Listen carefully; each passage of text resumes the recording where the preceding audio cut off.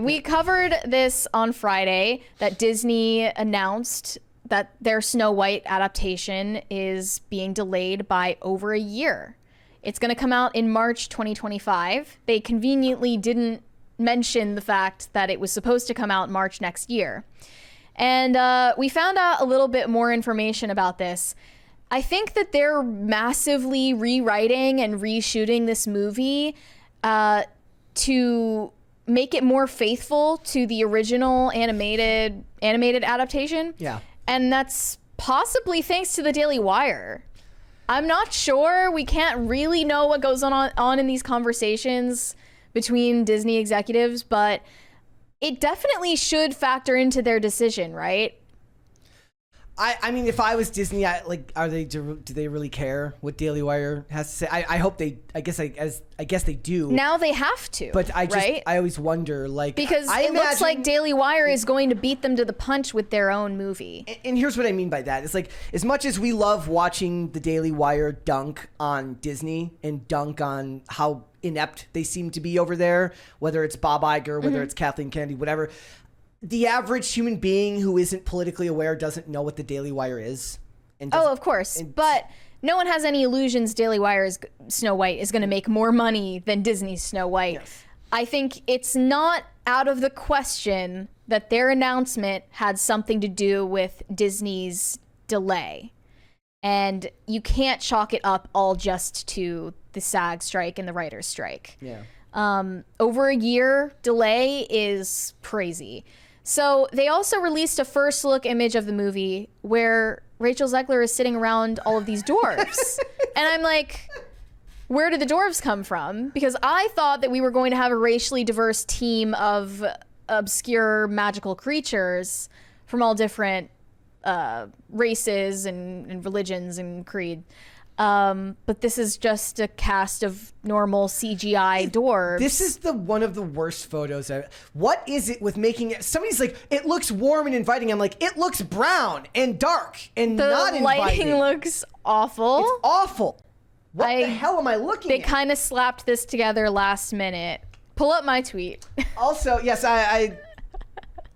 and Who did it better? Lena the Plug and Adam 22 or Rachel Zegler and Disney? Me and Mary made the same post. I did it on Instagram. She did it on Twitter. Yes. And I also just posted the picture and said, Don't they have anyone to say like, hey, maybe this isn't the best? Also, you had to fix their color. You had to fix their lighting. I did. I literally went in my iPhone settings in my camera roll and had to edit it for Disney, the richest media company on the planet. I'm sorry. The first thing I saw when I saw this was casting couch photo. That was the exact first thing I saw. Right away. Something seedy. Yeah. I don't like it. Let's go back to what you said about Yes Men. Was nobody like you're nobody telling me said, hey, nobody stopped them in their tracks and said, hey, maybe this is gonna draw some attention that you don't want for a kids movie. Yeah. Maybe our heads are in the gutter. Like no, I refuse to believe. Okay, so let me rephrase that. I realize every day. We're the problem. I am not special. So if I'm not unique, I'm not special. So if I'm thinking this, if that's at least comes to my head, there's at least one other person like me who's as much of a degenerate who likely thought the same thing, and I was not wrong. Other people said, like, I ended up posting the one of the two of them, and Dallas was like, he's like, I sent that to like 12 of my friends, but you actually posted it. Bravo. See? That's the point. Everyone is thinking that when they saw it, that was exactly what was going on there, and nobody's telling them. Like, I do wonder how they have yes men outside of the company and inside of the company, and no one is there to tell them when they're making a bad choice. And you know, one of the bad choices is, even if they are backpedaling and going with bringing back the Seven Dwarves in response to all of this backlash, instead of having 7 diverse friends from Portland, they still are. They are refusing to employ actual dwarves for these roles. They just hate the idea of paying anyone. They did it in Peter Pan for and these Wendy. Roles. It's crazy. In Peter Pan and Wendy, they did it in a couple of other things, right? What was the one where what's his name played the Oompa Loompa, right? And they're like, They wouldn't hire Hugh Grant. Like Yeah. there's like so are they that afraid of offending people, or do they just Bob Iger secretly hate people with dwarfism? They're principally refusing to give jobs. Bob- Seven huge jobs. Bob Iger just has a picture of people with dwarfism on a dartboard that he just throws at. 'Cause Right? He hates. Like, what's going on? People of. And replacing them with CGI, it's like not innovative because we already saw them animated in the 1937 version. Yeah. So what is the point of animating them again to look like Uncanny Valley monsters? They look okay in this, but it's really blurry and you can barely tell. They're like in a dark attic. Another thing that Rachel Zegler was talking about that very much confused me was Snow White is going to become the leader that her father told her she could be. I need to go back and read the fairy tales because I'm not familiar with the original versions, but in the movie, she does not have a family. She doesn't have parents. There is no character that plays her father in the movie. That's not a thing. It's just crazy that this one movie can have this bad of a track record. Like one of the big things, some of my favorite video series are YouTubers that do videos on like movies that go through production hell, like the production hell that was to get the movie Waterworld made. But this one is maybe This is another worse level. Yeah, it's awful. Also, I looked up the guy who's supposed to play the huntsman, and of course, he was race swapped as well. And he looks like a quarterback. When I think it was Liam Hemsworth that played the huntsman in the 2012 version with Kristen Stewart.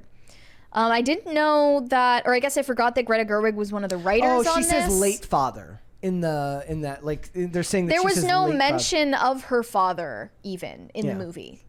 Like maybe that's in the original fairy tale because I haven't read it yet. Yeah. But there was no mention of her father or of her family in the movie.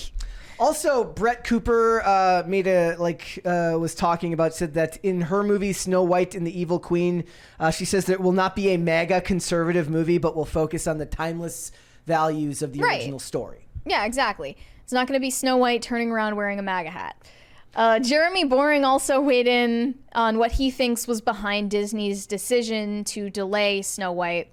He said, "My guess is the SAG strike excuse is just cover, and they're actually reshooting large parts of the movie to make it more faithful adaptation of their own classic film. Will be interesting to see how Rachel Zegler and Gal Gadot walk back their previous announcements and insistence that this movie will be different." I mean, I don't think they have to walk it back. It's just going to be some kind of Frankenstein movie of like a girl boss, but then they bring back the prince, and then they delete the prince, and then they bring back the prince. We're not even really sure who the prince is. He's just some guy named Jonathan who shows up. He goes into the multiverse, and he comes back as a woman, and it's a princess. It'll be great. You're overcomplicating it. Yep. It takes so little to just make a story that appeals to young girls. They really can't do that. They can't do that. Not if love is involved. Look at all the previous Disney princes. I went and looked through all the previous princes. I mean, there are these dashing, charming, masculine young men. Mm-hmm. What is wrong with that? Why does he have to be a clueless, blundering idiot? Or a stalker? To create a masculine young man who's actually competent, it's not empowering to women, meaning that it's suffocating. If she ends up being in a relationship with them, she's somehow being coerced into doing so and being less of the woman she could be if she was on her own by the power of cats and boxed wine. Right. Yeah. But it's just the evil queen already fulfilled that role. Yeah. Of the evil, lonely old crone. We don't need two of them. Right? They both end up old. Are they going to team up or what? Like, what's the point of the princess being virtuous then? Then they end up like old drinking boxed wine together. Yeah, all the animals in the forest hate Sorry, mead. They'll be drinking mead together. They wouldn't be drinking wine. They'd be drinking Also, when someone pointed out that Disney changed the Dwarfs back to the original version, Jeremy said, "You're welcome." He takes full credit. Just to be clear. Of course. And they also pushed back the Pixar movie, I don't know how to pronounce this, like Elio? Elio, I don't know. I don't know what it is. They pushed that back over a year. But it was like a year and a half. I mean, they've been dumped. And that's already done. They've been screwed with Pixar lately anyways. They've been like dumped. They were, for a lot of 2020 and 2021, they were dumping all the Pixar movies onto Disney Plus while giving the Disney animated movies actual releases. Right. This one, I don't know if it was supposed to go to theaters, but it's about a kid who gets abducted by aliens, and then he tricks the aliens into thinking that he is the Earth overlord. What if that was like that, but it's Alex Jones? It should be. Just Alex Jones gets caught by aliens and has to convince them that he's actually the overlord of Earth. He could. He could do that. It'd be pretty easy. They would believe him. He would totally be able to pull that off, I think. He's got enough passion in the belly to do that. Love it. Thanks for watching. Listen to full episodes of Pop Culture Crisis on Spotify. Keep up with us on social media and make sure you subscribe and ring that bell so you never miss the show. Bye, guys.